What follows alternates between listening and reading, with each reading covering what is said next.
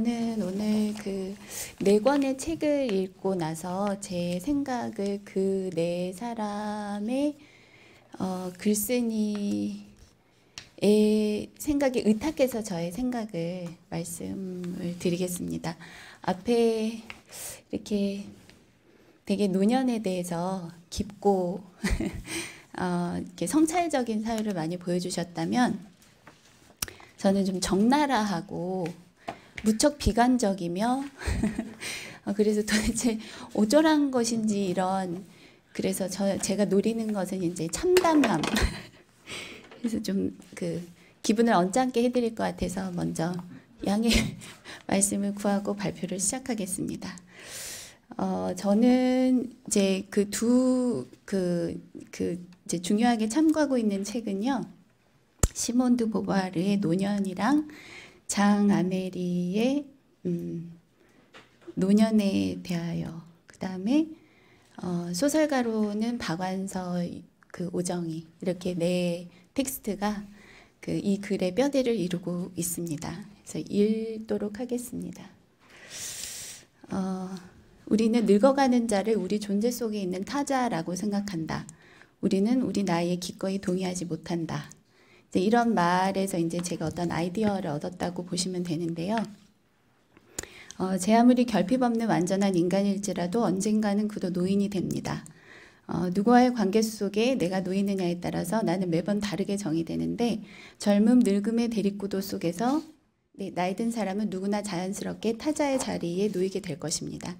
성별, 인종, 계급, 지역, 나이 등 여러 사회적 모순은 서로 얽힌 채 교차하면서 작동하기 때문에 개인과 공동체는 맥락에 따라 다양한 상황에 놓일 수밖에 없고 따라서 나의 위치성에 대한 자각이 그만큼 어렵고 중요해진다고 하는 것이 최근 많은 주목을 받고 있는 교차성 이론의 핵심입니다. 이 노년 소설을 다루려고 하는 이 글이 교차성 개념에 먼저 주의를 기울여 보는 이유는 점점 더 많은 사람들이 점점 더 오래 살게 되는 지금 나이는 그야말로 성별, 인종, 계급, 섹슈얼리티, 지역 다 가로지르면서 새로운 억압과 지배를 주조해내는 중심 문제를 부상하기 때문입니다. 그래서 여성에게는 아름다움과 연령이 계급이다. 페미니스트 보바르가 노년이라는 역작을 펴낸 사실들 이제 이런 것이 연령 문제가 얼마나 중요한지를 짐작하게 합니다. 노년 소설 속 노인 인물에 주목하는 이 글이 또 하나 중요하게 고려하는 점은 다른 경우와 좀 다르게 노인 문제는 나와 너 사이가 아니라 나와 나 사이에서 발생하는 문제라는 사실입니다. 그러니까 저는 이제 이런 관점에서 이 글을 출발을 하고 있습니다. 그래서 늙어가는 내가 협상해야 할 상대는 바로 나라고 생각을 합니다. 그래서 이 점을 간과하면 노년과 관련해 다루어야 할 주제의 절반만 건드리는 셈이 아닌가 이렇게 생각을 합니다. 그래서 인간은 늙어가면서 다름 아닌 나 자신이 낯설어지는 나로부터 내가 멀어지는 충격과 공포를 겪게 된다는 점에 유념하고 있습니다. 젊은 나의 정신이 늙은 나의 몸을 혐오합니다. 나와 다른 나 또는 나와 불화하는 나라는 표현에 깃든 낭만적 베일이 벗겨지고 거울 앞에 버젓이 서 있는 불쾌한 내 모습을 노년의 인간은 마주할 수밖에 없습니다. 그래서 나이 듦이란 결국 나와 내가 어떻게 화해하느냐의 문제로 요약될 수 있다고 생각합니다. 근대 소설이 청춘을 특권화해왔고 청년을 주인공으로 삼은 다양한 형태의 교양 소설이 근대 소설사에서 큰 몫을 차지해 왔다는 것은 널리 알려진 사실입니다. 젊은 주인공들의 욕망, 좌절 등이 주요 모티프를 구성하고 있습니다. 그렇다면 나이 든 인물이 등장하는 노년 소설에서도 성장 소설에 상응하는 어떤 특징적 요소를 찾을 수 있을까? 이런 질문에 답하기 위해서 저는 박완서와 오정희의 대표적인 노년 소설 몇 편을 보고 그 주인공들을 견디는 자로 명명하겠습니다. 그래서 그 인물들이 자신을 어떻게 인식하고 또 세계를 어떻게 인식하는지를 고찰하고자 합니다. 그러니까 기존의 연구들은 이 소설들을 통해서 현실 속 노인 문제가 어떻게 반영되는가, 거기서 가족과 공동체가 어떻게 해체되는가 이런 문제로 이전하고 있는데 저는 노인이 스스로를 어떻게 인식하고 있는지가 문제 제기의 출발이라고 생각하고 있습니다. 노년 소설의 주인공이 자신과 불화하고 자기로부터 멀어지는 과정을 어떻게 통과하는지를 살펴보려는 것입니다. 루카스의 표현을 빌린다면 성장소설 속의 젊은이는 찾는 자입니다. 노년 소설의 주인공에게도 이에 갚아하는 어떤 색채를 입힐 수 있을까? 이런 질문을 던지고 있습니다. 이런 관점에 따라서 2장에서는 유년기와 대비되는 노년기의 자아인식이 왜 그리고 어떻게 인물의 분할된 신체 이미지를 바탕으로 재구성되는지를 살펴보겠습니다.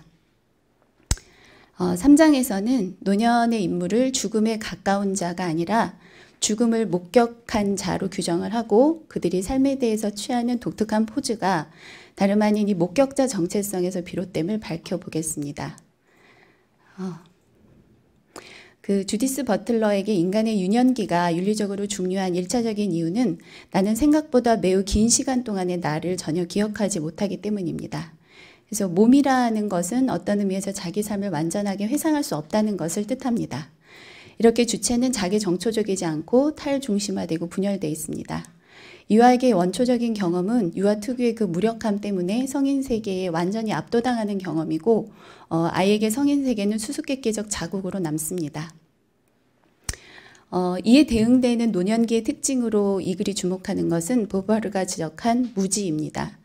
내면의 명백한 영구 불변성과 외면의 확실한 변모 사이에서 그는 이제 자신이 누구인지 모릅니다. 노년은 그것에 대해 어떤 충만한 경험을 쌓을 수 있는 내 삶 밖에 있는 것 중에 하나라는 사실로 인해서 나는 나를 밀어내고 나에게서 멀어지고 나를 혐오하게 됩니다. 이렇게 유년기의 망각과 노년의 무지가 피할 수 없는 삶의 조건이라면 버틀러의 말대로 우리는 한없이 겸손해지지 않을 수 없을 것입니다. 나는 나에게 그다지 투명하지 않고 내가 모르거나 계획할 수 없는 나의 시간은 생각보다 길기 때문입니다. 이를 굴욕이라는 감정으로 포착한 버틀러의 사유를 새삼 환기하면서 이 발표는 노년에 접어든 인간이 이러한 삶의 조건과 시간을 어떻게 경험하는지를 살피되 그것을 견딘다는 감각과 결부지으면서 논의를 마무리하겠습니다. 이제 박완서 노년 소설에서 제가 굉장히 재미있게 본 것은 등장인물이 상대방이나 자기 자신의 노화를 알아차리는 방법이 거울을 보는 방식, 그러니까 보는 방식으로 노화를 알아차린다는 것입니다. 그래서 프랑스 작가 이자벨 드 쿠르티브롱의 표현대로 늙음을 보고 있습니다. 그래서 이제 인용문은 보고 깜짝 놀라는 대목인데요.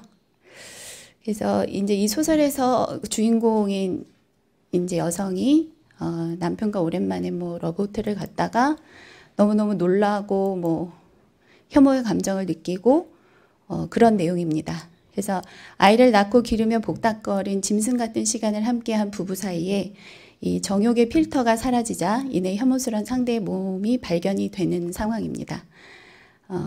그러나 더 큰 충격은 사실 몸에 대한 혐오가 배우자나 부모가 아닌 자기 자신을 향할 때 발생하는데요. 노화는 몸이 겪고 정신에는 주름이 잡히지 않기 때문에 이 기억으로 구성되고 시간으로 보존된 정신적인 자아는 늙고 병든 자신의 몸을 굉장히 낯설게 여깁니다. 그래서 장 아메리는 이런 표현도 했습니다. 노년의 인간은 몸을 통해 늙어가면서도 몸을 적대시하고 젊은 사람들은 몸을 등한시하면서도 몸과 더불어 살아간다.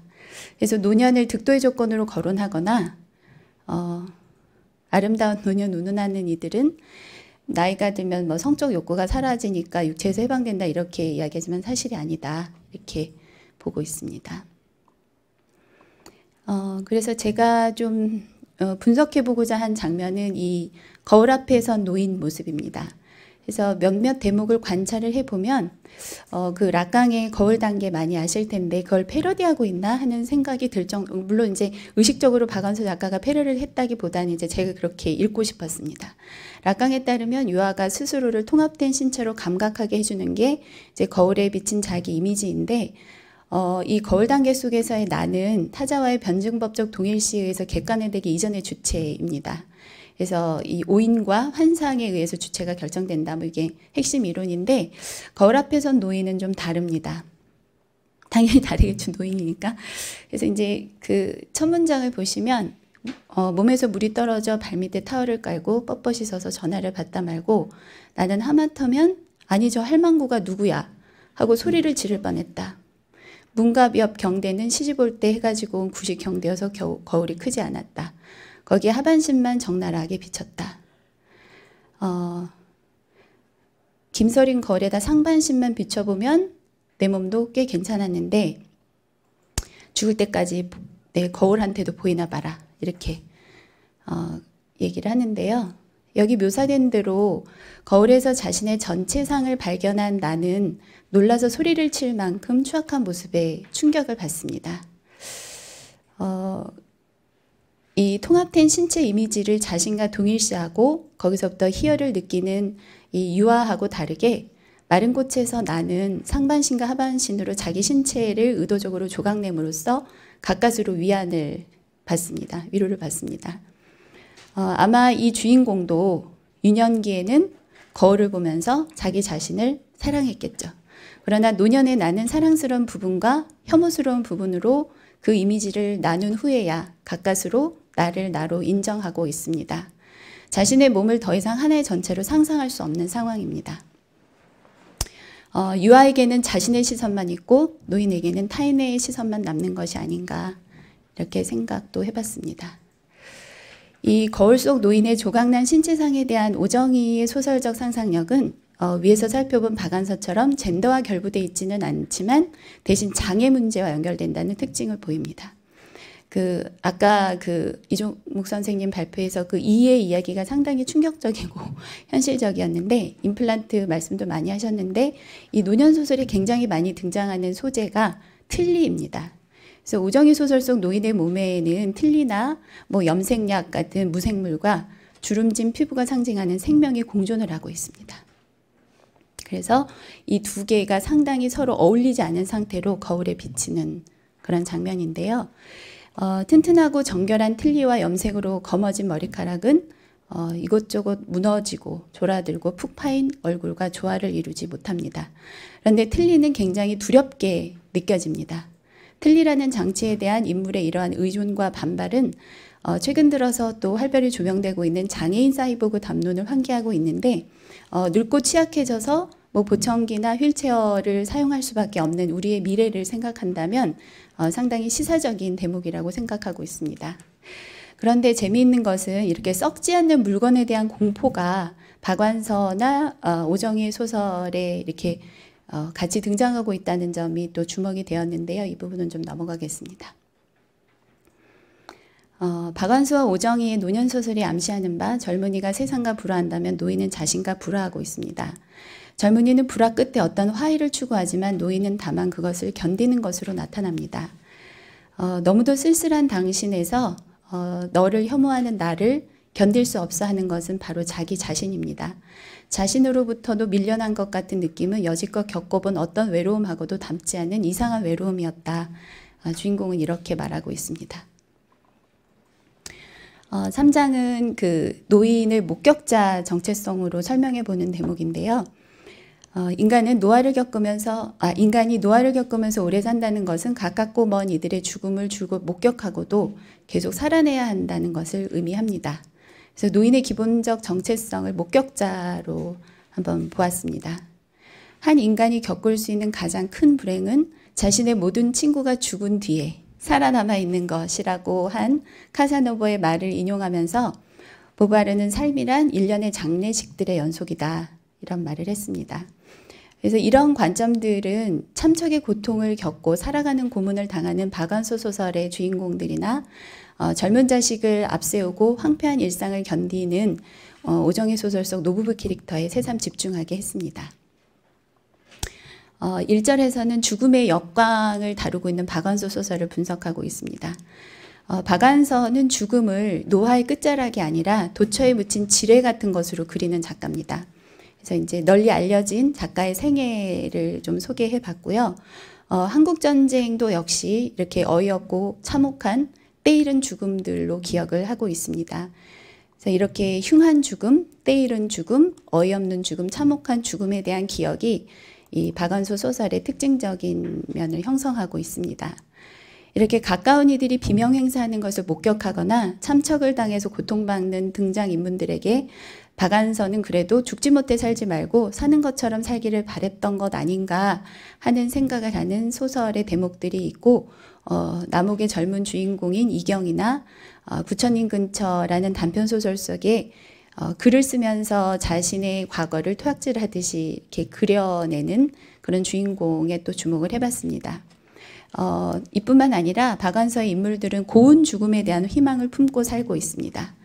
그래서 흉한 죽음이라는 표현이 자주 나오고 그거에 대비되는 고운 죽음에 대한 상상력을 또 발휘를 하고 있는데요. 이 인용문은 이제 참척의 고통을 당했던 그 어머니가 아들과 남편의 말하자면 영혼을 달래주고 애도 의식을 치른 후에 이렇게 잠든 모습을 딸이 바라보면서 고운 죽음도 있을 수 있겠구나. 고운 죽음을 우리 어머니에게 원해봐야지. 이렇게 독백을 하는 부분인데요. 뭐 설명을 드리지 않아도 짐작하시겠지만 여기서 말하는 고운 죽음이라는 것은 제 수명을 다한 노인의 죽음, 또 왜 죽는지를 아는 사람들의 죽음을 아마 의미할 것입니다. 저문날의 사파 5편에도 가족들의 고운 죽음을 희구하기 위해서 날마다 남편 몰래 초를 켜놓고 기구하는 그런 여성이 나옵니다. 근데 이제 여기까지 조금 제가 마음의 위안을 얻었는데요. 이렇게 노인을 등장시키는 박완서 소설의 가장 특징적인 면모는 이렇게 곱게 늙어간다는 인간적 희망의 결정체인 고운 죽음이 사실은 환상이다. 이거를 이제 폭로해버린다는 데 있습니다. 순서대로 죽게 해달라는 아내의 소원은 소설 막바지에 이르러서 아들 내외 차 사고 소식으로 깨지고 젊은 딸이 어머니를 향해 꿨던 고운 죽음의 꿈도 여지없이 빼앗겨 버립니다. 그래서 엄마는 굉장히 치욕적인 말기암 환자로 냄새를 풍기면서 딸네 집에 누워 있게 됩니다. 이렇게 맞은편에서 오는 역광 속에서 삶을 본다는 것, 즉 삶을 죽음의 관점에서 직시한다는 것은 우리의 세세한 일상을 실용적 관점과는 다른 관점에서 새롭게 발견하는 계기가 된다고 나카무라 유지로 우에노 치즈코 두 분의 서신 교환 속에서 이런 문장이 나옵니다. 그래서 박완서 작가는 무엇을 봤을까? 이 역광 속에서 그것은 아마도 이 고운 죽음이라는 꿈에 깃든 지독한 아이러니가 아닐까. 비명 행사하지 않고 오래도록 시간과 마찰하며 늙고 병들어간다는 것은 축복일 것입니다. 다만 노화와 질병은 그 축복받은 당사자에게 종종 참을 수 없는 치욕을 안긴다는 것이 함정일 것입니다. 2절은 이 생명의 섬광으로 생과 사를 사유하는 오정희 소설을 분석한 대목입니다. 박완서가 고운 죽음에 대한 동경과 그 희망을 뺏어가는 현실의 양상을 동시에 묘파했다면 오정희는 눈부신 어린 생명과 무기력한 노인을 대위법적으로 배치하고 있습니다. 아이에 대한 노인의 태도는 대체로 비정하고 아이를 곁에 두기 위해서 수면제를 타서 먹이는 기이한 행동을 해서 독자를 전율하게 하기도 합니다. 이 대표적인 노년 소설인 동경에 등장하는 노부부는 옆집 사는 유치원생 여자아이 앞에서 굉장히 힘들어합니다. 좀 미워하고 아무리 노력을 해도 조금도 예뻐 보이지 않고 이런 이야기가 나오는데요. 재미있는 에피소드는 그 아이가 작은 거울 조각으로 자꾸 이렇게 빛을 노인들에게 쏘입니다. 할아버지한테도 하고 할머니한테도 하는데 그걸 너무너무 공포스러워하고 피하고 싶어하고 마침내 그 할머니는 막 울고 그러는 굉장히 공포스러운 경험으로 등장을 하는데요. 아이를 향한 노부부의 이런 적의랄까? 이런 건 어디서 비롯되는 것일까 생각을 해보면 우선 이제 두 사람은 아이의 활기를 감당을 못하는 것처럼 보입니다. 그래서 애가 즐기는 막 어떤 속도감, 뭐 날카로운 소리, 눈부신 빛 이런 것들을 이렇게 수용하지 못하는 것이죠. 그러나 이 노부부가 이렇게 약동하는 생명을 향해서 사심없이 찬탄의 시선을 보내기는 사실 불가능합니다. 그 청대처럼 자라다가 20살에 죽은 아들 영로가 땅에 묻혀 있기 때문입니다. 그래서 그의 존재를 묘사하는 방식은 땅속에 갇힌 생명, 땅속에 갇혀서 아우성치는 빛들이라고 표현을 하고 있습니다. 그래서 영로를 묻고 나서 그는 자신이 묻고 돌아선 것이 영로의 시체가 아니라 한 조각 거울이었다고 생각을 합니다. 그래서 이 거울의 상징성이 상당히 크고 이것을 아이가 가지고 놀면서 노부부에게 빛을 비친다는 것이 얼마나 잔인한지 소설 속에서 반복돼서 묘사가 되고 있습니다. 그래서 작은 악마처럼 깔깔거리면서 거울 장난을 하는 아이와 피하지 못해서 공포스러워하는 노인의 모습이 대입법적으로 그려지고 있습니다. 그래서 이 작은 악마 같은 여자아이가 노부부를 괴롭히는 이런 반복되는 장면에서 느껴지는 것은 적어도 이 사람들한테 공포는 다가올 죽음에서 비롯되는 것이 아닌 것 같습니다. 여기서 아내는 이렇게 말을 합니다. 그 애가 죽었어도 우린 여전히 이렇게 살고 있잖아요. 그래서 죽음이 두려운 것이 아니라 삶이 저주스러운 노부부에게 생명의 빛은 너무 강렬해서 바라볼 수조차 없는 것입니다. 그 결론은 그냥 간단히 이게 이제 제가 비몽사몽 썼는데요. 죽음에 가까워져서가 아니라 죽음을 너무 많이 목격하고도 살아내야 하는 것이 노년의 삶이라면 우리는 노년이 평온함을 가져다 준다는 편견에서 벗어날 필요가 있지 않을까 싶습니다. 불안이 노인의 마음을 갉아먹고 있는데 왜 우리는 내가 갖지 못한 미덕을 아이와 노인에게 전가시키는가? 박영희가 아니죠. 박안서와 오정희의 노년소설에서 나이든 인물은 나와의 불화를 견뎌야 합니다. 그들은 또 죽음의 역광이나 생명의 섬광에 의한 일시적인 눈멈을 참아야 합니다. 또 건강한 사람은 공간을 살고 아픈 사람은 시간이 되는데 미래가 줄어드니까 과거가 부풀어 올라서 자신들이 일생 동안 목격했던 죽음이 남은 삶을 비추거나 한때 내 것이었던 또는 내 아들의 것이었던 딸의 것이었던 약동하는 생명력이 일상을 정지시키고 맙니다. 그래서 이렇게 이제 소위 말하는 노년 문제라는 글들이 있는데 이거는 사실 역설적으로 노인 문제라는 건 없다고 여겨졌습니다. 노인이라는 타자는 이미 항상 지금의 나와 통합되어 있습니다. 살다 보니 피부가 바뀌어서 내가 다른 인종이 됐네 이런 경우는 없지만 누구나 요절하지 않는 한 다 노인이 됩니다. 그렇지만 나와 내가 점점 멀어져서 노인이 되는데 이 낯선 나를 받아들이지 않을 방법은 없는 것 같습니다. 죽을 때까지. 그래서 보바르는 노년이 인생의 합이 아니라고 했습니다. 또 질병과 장애 문제에 있어서 상태가 호전되거나 병이 완전히 낫지 않아도 삶을 살아갈 수 있는 조건을 우리가 만드는 것이 중요하다. 이런 그 치유라는 이름의 폭력을 쓴 김은정 선생님이 이런 말을 했는데 저는 노인 문제에도 이것이 정확히 들어맞는다고 생각합니다. 장애와 질병을 가진 사람 또 나이 든 사람 이런 존재가 바뀌어야 한다는 압박 없이 머무를 권리가 있지 않을까.